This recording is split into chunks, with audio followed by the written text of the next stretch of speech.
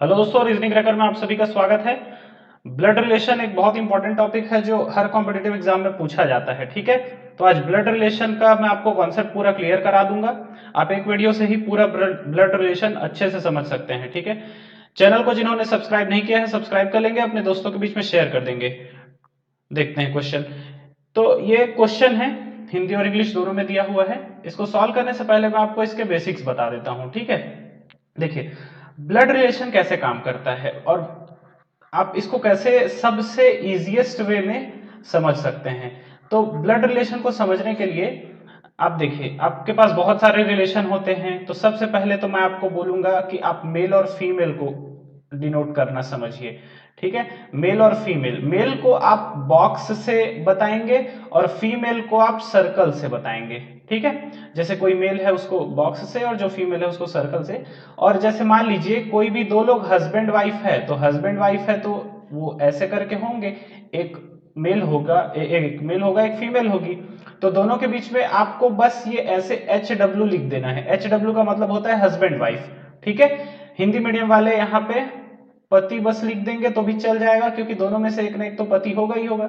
ठीक है, फिर अगर ये दोनों भाई बहन है, ठीक है, तो ये दोनों अगर भाई बहन है तो आप इसमें हिंदी मीडियम वाले भा बस लिख दीजिए। भा का मतलब भाई, किसी न किसी कोई ना कोई तो भाई है। और अगर दोनों बहनें हैं तो दोनों में आप ब लिख दीजिए। ठीक है, बाकी अगर ब्रदर सिस्टर ऐसे करके लिख देंगे तो ज्यादा अच्छा रहेगा। ठीक है, तो आप ये दो चीज रखेंगे। इसके बाद जो इन लॉज वाले हैं उसमें आप ध्यान रखेंगे, इन लॉज वाले में बड़ा कंफ्यूजन होता है। ठीक है, एक चीज और, हम जो फैमिली है उसको ट्री से डिनोट दर्शाएंगे। ठीक है, जैसे मान लीजिए कि कोई ए किसी का पुत्र है, तो ए पुत्र है बी का, तो उसको हम लोग ऐसे लिखेंगे कि बी का पुत्र है, तो बी से जस्ट नीचे वाली जो पीढ़ी होगी वो ए की होगी। ठीक है, तो ए पुत्र हो गया तो उसको हम बॉक्स में दिखाएंगे, बी का देखेंगे, बी का मान लीजिए बी भी मेल है तो बी भी बॉक्स में आ गया। ठीक है, तो जो एक ही लेवल पे हैं, मान लीजिए पति पत्नी, पति पत्नी हमेशा एक लेवल पे होते हैं। ठीक है, और वो दोनों की जो संतानें हैं, मान लीजिए एक बेटा है, ठीक है, तो ये बेटा मान लीजिए एक्स है, ये आपका एक लेवल। और एक्स की पत्नी जो आएगी, मान लीजिए वाई एक्स की पत्नी आती है, तो ये दोनों एक ही लेवल पे होंगे, यानी कि पति पत्नी एक लेवल पे, उनके बच्चे उनके जस्ट अगले लेवल पे, उनके फिर बच्चे उनके अगले लेवल पे। तो इस तरह से ये फैमिली ट्री बन जाता है। तो ऐसे ही हम लोग क्वेश्चन को सॉल्व करेंगे। देखिए ये क्वेश्चन है, इसका मैं हिंदी में भी अलग से बताऊंगा इसी में, तो जिनको हिंदी में समझना है वो वीडियो को आगे फॉरवर्ड कर लीजिए। तो read the instruction carefully and answer the following questions. A family of 9 members, तो ये 9 मेंबर की फैमिली है, देख पा रहे होंगे। ये इज डिस्ट्रीब्यूटेड अलोंग 3 जनरेशंस, तो 3 जनरेशन में ये डिस्ट्रीब्यूटेड है। देखिए क्वेश्चन शुरू होता है, C is the sister of D. C is the sister of D. तो देखिए इसको कैसे बनाएंगे, सी है, ये डी की सिस्टर है, तो कौन सिस्टर है, सी सिस्टर है डी की। अब डी लड़का है या लड़की है नहीं पता, ठीक है, लेकिन सिस्टर तो है तो एस लगा दिए नीचे में। D, who is the son of A, तो D is the son of A, तो यहां पे डी जो है वो ए का क्या है, सन है, यानी कि ये लड़का है तो इसको बॉक्स में कर देंगे। ए का बेटा है, ए लड़का है लड़की है नहीं पता। ठीक है, फिर E is the son in law of F। अब E जो है वो F का सन इन लॉ है। ई एफ यहाँ पे कहीं पे नहीं दिख रहा है, तो आपको बस A और D और C ये तीनों से रिलेटेड ही डाटा ढूंढना है, जहां पे A हो, D हो या C हो। तो आगे बढ़ते हैं। F is the grand mother of X, H is the nephew of G's husband and G is the daughter in law of A. तो जी जो है वो डॉटर इन लॉ है ए की। तो डॉटर इन लॉ, तो देखो ए का बेटा कौन है, डी, तो जी उसकी पत्नी होगी। डॉटर इन लॉ मतलब क्या होती है, बहू। तो जी जो है ये बहू होगी किसकी, ए की। तो यहां ये दोनों पति पत्नी है तो हस्बैंड वाइफ। ठीक है, आगे, x is the only child of d। तो x जो है वो सिर्फ ओनली चाइल्ड है किसका, d का। तो यहाँ पे x चाइल्ड है, लड़का है लड़की नहीं पता, और ये g का भी तो लड़का है लड़की जो भी होगी क्या होगा। ठीक है, y is the daughter in law of g। तो y जो है वो g की डॉटर इन लॉ है।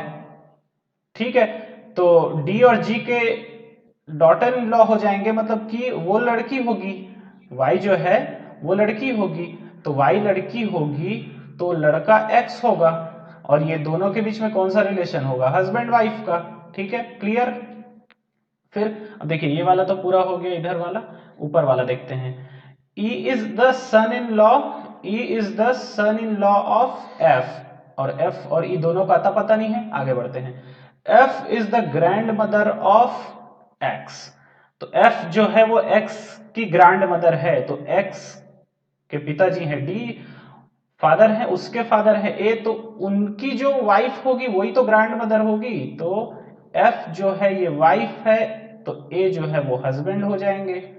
ठीक है, तो ये भी हस्बैंड वाइफ, तो F is the grand mother of X. ठीक है, और आगे क्या लिखा हुआ है, H is the nephew of G's husband, तो जी का हस्बैंड कौन है, डी, तो डी का नेफ्यू कौन है, एच, तो डी का नेफ्यू मतलब इसी का बेटा। ठीक है, तो H is the nephew of G's husband, तो नेफ्यू है तो लड़का है। ठीक है, अब देखिए सी लड़की है तो उसका पति होगा वो लड़का होगा, तो यहां पे हस्बैंड वाइफ का रिलेशन होगा। देखिए E is the son in law of F, तो ई जो है वो एफ का सन इन लॉ है, तो देखिए एफ यहां पे है उसका सन इन लॉ मतलब उसकी बेटी का पति, तो उसकी बेटी कौन है, सी उसकी डॉटर है, उसका हस्बैंड कौन है, ई, तो ये ई हो जाएगा। ठीक है, तो ऐसे आप क्वेश्चन को समझ सकते हैं। इस पे आपको फिर आगे क्वेश्चन पूछा जा सकता है कि what is the relation of H with respect to ए।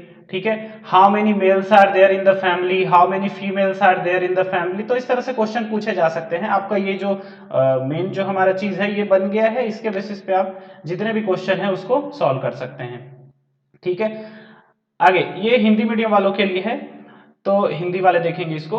9 सदस्य हैं परिवार में, A C E F D G H X और वाई, ये 3 पीढ़ियों में बटे हुए हैं, तो 3 पीढ़ियों में बटे हुए हैं। ठीक है, देखिए सी डी की बहन है, तो सी डी की बहन है, तो सी और डी, तो सी बहन है डी की, डी भाई लड़का है लड़की है कुछ नहीं पता, लेकिन ये बहन है डी की, तो ब लिख देंगे बीच में।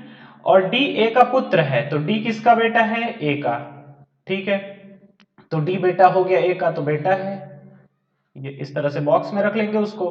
ठीक है, ई एफ का दामाद है, अब ई और एफ तो अता पता नहीं है दोनों, तो छोड़ दो। एफ एक्स की दादी नानी है, एफ एक्स का भी पता नहीं है। एच जी के पति का भतीजा भांजा है, और जी ए की पुत्र वधु है, तो हमको ये बस जी ए की पुत्र वधु है ये निकाल सकते हैं। देखो ए की पुत्र वधु मतलब ए का पुत्र डी, उसकी पत्नी कौन, जी। ठीक है, तो ये दोनों पति पत्नी हो गए, यहाँ पे पति लिख लो। ठीक है, एक्स डी का एकमात्र बच्चा है, तो डी का एकमात्र बच्चा कौन है, एक्स, लड़का है लड़की है कुछ नहीं पता। वाई जी की पुत्र वधु है, तो जी की पुत्र वधु, तो जी का कोई पुत्र होगा तभी तो पुत्र वधु होगी, तो जी का पुत्र होगा एक्स। ठीक है, और वाई उसकी पत्नी है, तो ये भी पति पत्नी का रिलेशन आ गया यहाँ पे, तो पति लिख लेंगे। ठीक है, ऊपर फिर देखते हैं और आगे देखते हैं। ई एफ का दामाद है, ई और एफ दोनों नहीं पता। एफ एक्स की दादी या नानी है, तो एक्स की दादी है कौन, एफ, या नानी है, तो दादी में इधर जी के ऊपर आएगा, और नानी में जी के ऊपर आएगा, और दादी में ए के ऊपर आएगा, सॉरी डी के ऊपर आएगा। तो देखिए इधर का तो कुछ पता नहीं है, तो हम इधर ही ट्राई करते हैं उसको।